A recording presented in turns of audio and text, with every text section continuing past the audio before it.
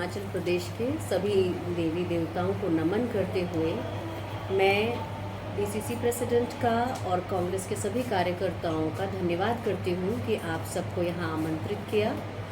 और इस प्रदेश में जहाँ महिलाओं का अनुपात पुरुषों के बराबर है, वहाँ कम से कम एक पत्रकार को आपके बीच में महिला देख के बहुत खुशी होती है। कल हिमाचल प्रदेश के चुनाव आयोग ने घोषित किए, हम इसका स्वागत करते हैं। न केवल इसलिए कि कांग्रेस पार्टी पहले ही चुनाव की तैयारी कर रही थी और काफ़ी जगहों पर अपना अभियान चालू कर चुकी थी, इसलिए भी हम धन्यवाद करते हैं कि इससे कम से कम बीजेपी सरकार के सरकारी तंत्र का प्रयोग करते हुए प्रचार पर पाबंदी लगेगी। कल सोलन में एक बहुत ही बृहद, बहुत बड़ी रैली प्रियंका गांधी जी की हुई। प्रियंका जी ने एक बात कही, उन्होंने कहा कि हमारा कांग्रेस का हिमाचल प्रदेश से निष्ठा का रिश्ता है। मैं उसको थोड़ा व्यापक रूप देते हुए ये कहूँगी कि कांग्रेस का न केवल हिमाचल प्रदेश से, पूरे देश से निष्ठा का रिश्ता है। सत्ता के लिए लोगों को एक्सप्लॉइट करने का काम कभी कांग्रेस ने नहीं किया। प्रियंका जी ने 10 गारंटी की बात करते हुए ये कहा कि पहली कैबिनेट की बैठक में ओपीएस, ओल्ड पेंशन स्कीम लागू की जाएगी और 1 लाख युवाओं को रोजगार देने की बात कांग्रेस करती है। उसका कारण बहुत साफ है, 63,000 पद यूं भी रिक्त हैं, ये आप जानते हैं। तो ये जो घोषणा की गई है, इसमें कुछ ऐसी लफ्फाजी नहीं है कि जो पूरी नहीं की जा सकती। इस प्रदेश का विकास, जब ये प्रदेश बना और उसके बाद से 1988 तक यहाँ हर गांव में बिजली पहुंच गई थी, लाहौल स्पीति तक में पहुंच गई थी, किब्बर में पहुंच गई थी, सड़कें पहुंच गई थी। तो उसमें वाईएस परमार जी का पहला विजन शुरुआती, क्योंकि वो खुद एक एडमिनिस्ट्रेटर थे पहले, और उसके बाद वीरभद्र सिंह जी आए तो उन्होंने हर गांव में प्राथमिक स्कूल खोले। तो कांग्रेस को आपको ये नहीं बताना है किसी तरह के प्रचार से कि वो करती क्या है। कांग्रेस पार्टी ने हिमाचल में भी चिकित्सा सुविधाएं दी। दरअसल पूरे भारत में 6 लाख से ज़्यादा प्राथमिक चिकित्सा केंद्र कांग्रेस की सरकारों के हैं और उसके बाद के 8 सालों में कुछ हजार ही ऐड हुए हैं। तो कांग्रेस ने जो कहा है हमेशा किया है, और प्रियंका जी यही बात कह रही थी। उन्होंने जो हर घर लक्ष्मी की बात की, 1500 रुपये 18 वर्ष से बड़ी उम्र की सभी महिलाओं को दिए जाएंगे। इससे उनको महंगाई से लड़ने में थोड़ी राहत मिलेगी। उसके अलावा 300 यूनिट बिजली की बात हमारी 10 गारंटी में है। युवाओं के लिए 650 करोड़ के एक स्टार्टअप फंड की बात है जिसमें इंटरेस्ट फ्री लोन मिलेगा। तो ये सब चीज़ें कांग्रेस के लिए, ये वायदे वो हैं जो निभाने वाले, ये वचन है कांग्रेस के। जबकि बीजेपी के जुमले हम देखते आए हैं। जो यहाँ के नेता हैं जिनके पास पूरा का पूरा वित्त मंत्रालय था, उन्होंने हमीरपुर और ऊना के बीच में एक रेल लाइन नहीं बिछा पाए। वो जो भी वादा है नाक के नीचे, मतलब उनकी अपनी नाक के नीचे ये सारी चीज़ें हैं। परसों की रैली के पहले आपने देखा होगा कि जयराम ठाकुर जी का पोस्टर से फोटो हटा लिया गया। चुनाव में 370 का मुद्दा लाया जा रहा है, हिमाचल के मुद्दे क्यों नहीं है? नितिन गडकरी जी कहकर गए थे कि हम यहाँ 69 हाईवेज बनाएंगे, नहीं बना पा रहे हैं क्योंकि उनके विभाग में इस कदर लोन है कि कॉन्ट्रैक्टर्स के पैसे नहीं दिए जा रहे हैं। पर आपके यहाँ गुवारवी में एक बड़ी मज़ेदार बात है जी, पैसे पहले दे दिए गए 12 करोड़ रुपए और काम ही नहीं हुआ। पीडब्ल्यूडी इतना अच्छा है आपके यहाँ। तो जो बीजेपी की सरकार के भ्रष्टाचार हैं, अगर आप डबल इंजन की एक बात जो बार बार प्रधानमंत्री कह गए, मैं मध्य प्रदेश से आती हूँ। मध्य प्रदेश की सरकार का टोटल वार्षिक बजट 2,79,000 है, जो मैंने अभी कल ठीक से देखा कि कितना है, मुझे ऐसा मालूम था कुछ 2.5 लाख है। और वहाँ पे सरकार के ऊपर कर्ज 3.5 लाख करोड़, 1,000 करोड़, मतलब 3.5 लाख करोड़ रुपए का कर्ज है।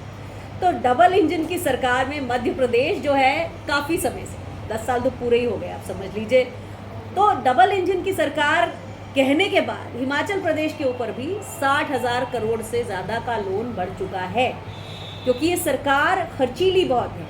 सरकार के खर्चों पर बहुत सारे प्रचार किए जाते हैं, योजनाओं के प्रचारीकरण में पैसा ज़्यादा लगता है, उनके क्रियान्वयन में नहीं लगता। ये आप सब जानते हैं कि जिस उज्ज्वला योजना का बार बार ढोल पीटा गया, उसका 70% से ज़्यादा खर्च बजट उसके प्रचार पर खर्च हुआ।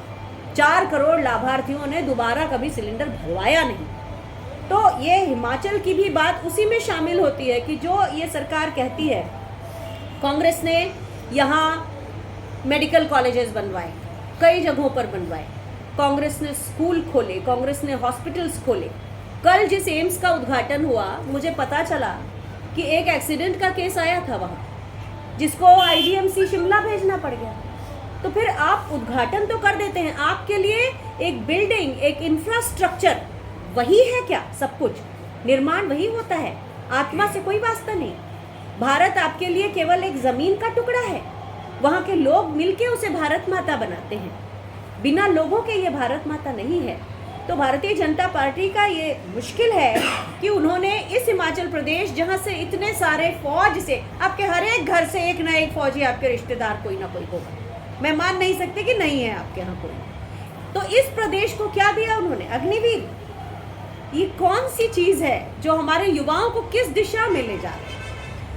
और कांग्रेस की गारंटी, 10 गारंटी के अलावा एक और बात कही थी प्रियंका जी ने कल कि सोलन में एक फूड प्रोसेसिंग प्लांट लगाएंगे। क्यों लगाएंगे? क्योंकि उससे भी रोजगार मिलेगा। एक तो बागवानों का शहर है, बागवानों का प्रदेश है, और बागवान जैसे हमारी 10 गारंटी में लिखा है, वही अपने फसलों के दाम, अपने सेब के दाम वो तय करेंगे। आज शिमला के वहाँ हड़ताल हो रही है, सत्याग्रह हो रहा है, बागवान वहाँ खड़े हैं, उनकी सेब की पेटी के ऊपर जीएसटी बढ़ा दिया। 40 रुपए किलो में उनसे खरीदा जाता है और अडानी साहब अपने जाके शोरूम में 400 रुपए किलो में बेचते हैं।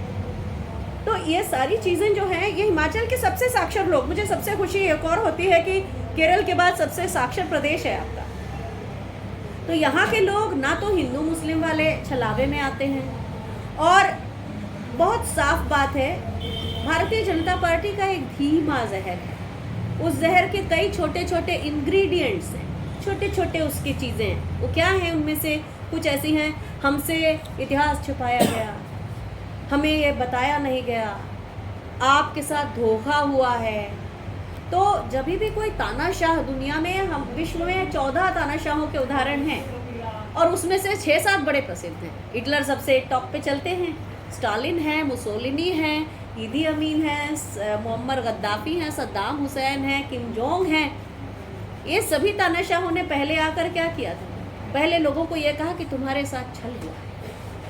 दूसरे नंबर पे उन्होंने हीरोज बदल दिए, जिनको आप अपना आदर्श मानते थे, वो सब बदल दिए। फिर उन्होंने उनके शिक्षा नीति को बदल दिया, फिर इतिहास बदल दिया। तो हमारे देश में उस तरह के ऐसे 20-25 वो लाक्षणिक गुण हैं जो एक तानाशाह करता है, वो होते जा रहा है। पर आपका ये प्रदेश बहुत ही पढ़े लिखे लोगों का प्रदेश है। जिस तरह से मोदी जी अपने ही कॉरपोरेट मित्रों को सारा कुछ जो भी देश का व्यापार है उनके नाम करते हैं, आपके यहाँ भी तो राजेंद्र गर्ग जी यही कर रहे हैं। वो भी तो अपने इष्ट मित्रों के लिए चीज़ें कर रहे हैं। उसके बारे में डिटेल में तो आप जानते ही हैं, शायद शगुन भी थोड़ा आपको इलैबोरेट करके बताएंगे। पर मेरा ये कहना कि जिन चीज़ों को सरकार ने बनाया, पिछली सरकार ने बनाया, और उसका फ़ायदा यहाँ के बागवान उठा सकते थे, वैसी जगहों को औने पौने दामों पर अपने दोस्तों को दे रहे हैं। ये आप सच्चाई जानते हैं। बहुत सी ऐसी बातें हैं जो बीजेपी ने पूरी नहीं की, पर कुल जमा ये कि इस बार चूंकि आप ऐसे लोग हैं, आप लोग ना हो तो ये लोकतंत्र पूरी तरह ध्वस्त हो जाए।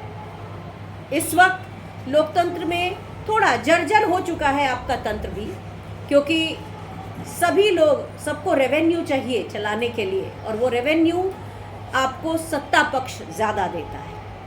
तो मैं ये मानती हूँ कि उस जर्जर होने के बाद भी आपका यहाँ मौजूदगी ये बताती है कि आप मुद्दे की बात पर विश्वास रखते हैं और मुद्दे की बात लोगों तक पहुंचाएंगे। तो यही कहते हुए मुझे अपना वक्तव्य ख़त्म करना है। और चूँकि मैं भारतीय वायुसेना में 24 साल की मेरी सर्विस है और 1 साल की ट्रेनिंग यानी कि 25 साल का मेरा साथ है, तो मैं कांग्रेस के साथ जुड़ी हूँ। ये आप लोगों को शायद हैरत में डालता होगा, क्योंकि आज का प्रचार तंत्र ऐसा है जिसने ये बता दिया है कि देश प्रेमी वो लोग हैं जैसे फ्रेंचाइजी खोल रखी हो बीजेपी ने। कोई फ्रेंचाइजी नहीं है। आपको बता दूं कि 2014 तक भारत की सरकार ने 1500-1600 जहाज खरीदे हैं। मैं वायुसेना के खरीद विभाग की एक अधिकारी हूँ, लॉजिस्टिक्स में इन्वेंट्री मैनेजमेंट और ये होता है।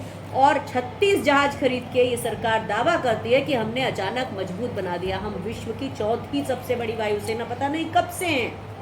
लेकिन आज आपको ये बताया जाता है, तो ये बताना चाहती हूँ कि ये भ्रम तोड़कर अगर मैं निकल सकती हूँ, तो ये भ्रम तोड़कर यहाँ हिमाचल प्रदेश की साक्षर जनता भी निकल सकती है। जय हिंद, जय हिमाचल। शगुन, आप कुछ बोलना चाहेंगे?